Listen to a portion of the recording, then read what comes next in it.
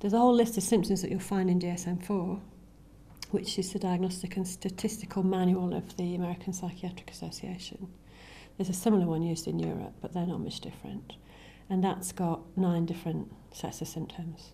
Criteria 1, frantic efforts to avoid real or imagined abandonment.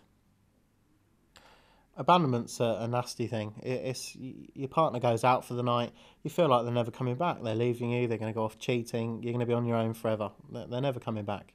Now, if that's not an infantile situation, I'd like to know what is, because basically my remedy for that is to say, look, you're old enough, look after yourself. You do not need to be terrified of abandonment or rejection, because you're now an adult, can stand on your own 2 feet emotionally. Now, this is something that they need to learn.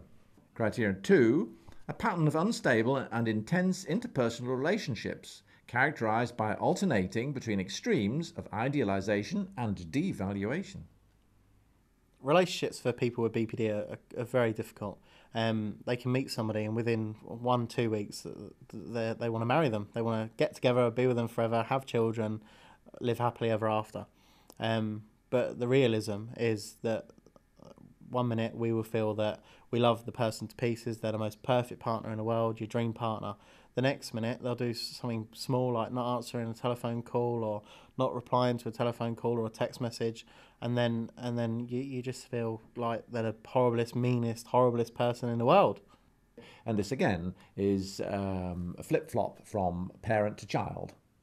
You idealize the parent, the person you're talking to, somebody becomes a father figure or a mother figure, and they can't do anything wrong. Suddenly the reality comes, and they're doing things wrong, and you flip-flop around. What you need to do is move from infantile strategies into adult strategies where we all make mistakes, but we're on an equal level.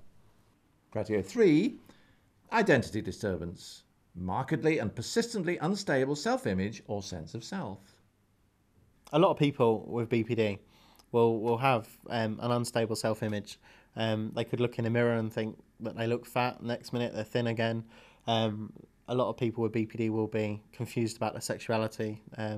They've got no real roots to who they are, what makes them the person that they are, whether they've got any realism of being here. Why should they be here?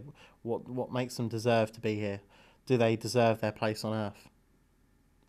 This is something that you're taught as a small child. You're growing up and people say, yes, you're doing well, or give you encouragement. Now, if you have a bad attachment, a malattachment, you don't get this picture of yourself and you don't know where you are. And basically you need to move again from an infantile dependency on other people telling you who you are to you deciding who you are. That's an adult situation. Criteria 4, impulsivity in at least 2 areas that are potentially self-damaging. For example, spending, sex, substance abuse, reckless driving, or binge eating. Impulsivity for somebody with BPD can affect them by, I don't know, going out and buying themselves something quite a major purchase and not having any sort of realism of the consequences of spending this amount of money, driving recklessly. It can affect people in all sorts of ways: drinking, drug use, self-damaging behaviours. The 4th criterion about impulsivity is just classic. If you have a toddler there and something frustrates them, what's the toddler going to do? It's going to be impulsive all over the place. This is an infantile behaviour pattern transferred into adult life where it doesn't fit. Criteria 5, recurrent suicidal behaviour, gestures or threats, or self-mutilating behaviour. A lot of people with BPD will use self-harm and wanting to kill themselves as a way of coping. They can't deal with the disorder, the pain is too intense. They aren't using this as a way of manipulating someone or attention seeking. They're doing it because they can't cope with the pain. And well, that's totally justified really. The pain that we feel is immense. The 5th one is about self-harm and suicide. This again relates to an infantile reaction to the situation. As an infant, something dreadful happens, you turn for parental support. Now, if you're an adult and you feel the parental support that you need isn't there, then you're going to despair. You think life's going to come to an end. I shall hurt myself or end myself. And basically, all suicide and all self-harm is an infantile reaction, and you need education to get an adult reaction. Criteria 6. Affective instability due to marked reactivity of mood. For example, intense episodic dysphoria, irritability, or anxiety, usually lasting a few hours and only rarely more than a few days.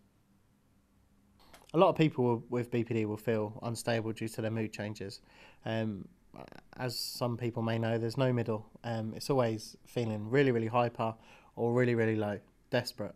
There's no middle. You can't feel okay. You're either feeling so hyper and worrying about the drop again because you always know it's coming, or you'll be feeling desperate and hopeless. The sixth criteria relates to a whole confusion of different emotions. And again,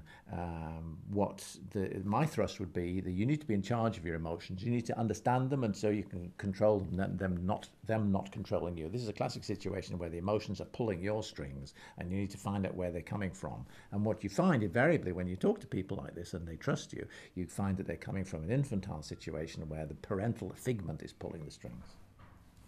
Criteria 7, chronic feelings of emptiness. It's like having a big hole in the pit of your stomach, and it's never filled. Whereas you could go to your partner and you can get a cuddle, and everything sort of feels better for a time. A cuddle won't seem enough. It seems like you always need more in that sense of things. The seventh criterion relating to feeling empty, again, relates to self-image, self-esteem. This is something that you should be taught in childhood, that you're a good little boy, good little girl, whatever it is, you're growing up and you've got values. This is what your childhood should do. If it doesn't, you get into adult life and you're looking for parental approval, which is already inappropriate, and the chances are that you'll get no parental support in that sense. What you need, again, is to move into an adult mode, adult reaction, where you're on equal footing with your peers, and you can fill a benign picture of yourself. Criteria 8, inappropriate, intense anger or difficulty controlling anger. For example, frequent displays of temper, constant anger, recurrent physical fights. Like every emotion that a BPD will feel, anger's just as intense. It's just an intenser emotion as the emptiness or the suicidal feelings. Someone can cut you up in the road and you'd inappropriately go absolutely crazy. You'd be calling them names, swearing at them. It's totally inappropriate, and sometimes people may know this, but it doesn't help anything. The feeling's so intense. Now, anger is a very interesting emotion. Anger, if it's related to the present, can be healthy, but it's always derived from a fear. You can't get anger without fear, and you need to find out where the fear is. Now, infantile anger is rage, and if you get rage in an adult, A, it's out of date, and B, it can be very destructive. And the remedy, again, is to understand where the infantile rage in the adult comes from and turn it off. Criteria 9, transient, stress-related paranoid ideation or severe dissociative symptoms.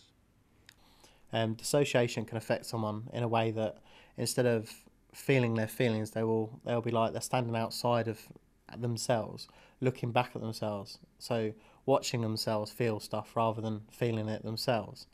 And paranoia can affect someone like they think their mental health teams are after them, or the police are watching them, or it can affect people in different ways.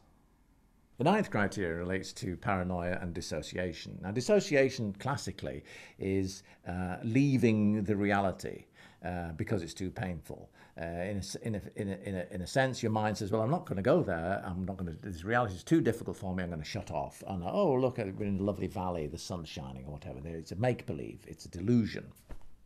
And again, it relates to ill-equipment from infancy. You get into adult life and you say, well, this is a massive problem. And instead of saying, where can I get help? You say, where's mum? Where's dad? I need parental support. Now, an adult does not need parental support. I've got a lovely phrase, which I'll give you. Parenting keeps infants alive. Nobody can dispute that. And adults insane. And the reason it does that is because the parent is doing for you. Now, if you're an infant, you have to have somebody do for you. You have to have somebody take responsibility for you. As an adult, your self-esteem and self-confidence should be built up so that you can do things for yourself. You ask for help, and you help to do what you need to do. To qualify for the BPD criteria, you usually have to have 5 out of 9 of those. So basically, it's a list of symptoms and behaviours, really, which you can tick off, and you could end up with the label BPD.